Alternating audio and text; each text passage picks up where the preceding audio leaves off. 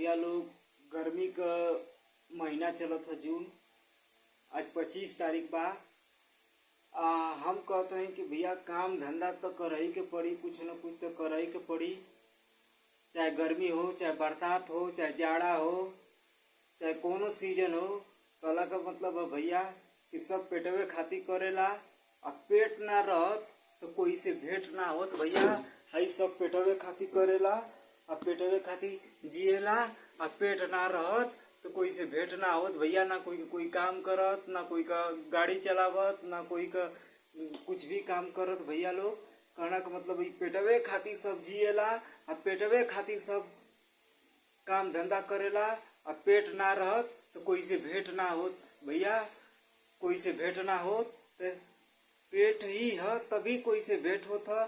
कोई के यहाँ कोई जात है, चाहे घर बनवावे, मकान बनवावे, चाहे बिल्डिंग बनवावे, चाहे कोनो काम करवावे के सब अपन पेटवे खातिर भैया। सब पेटवे खातिर करेला। चाहे कोनो सीजन होखे, घाम तो बहुत तेज बा।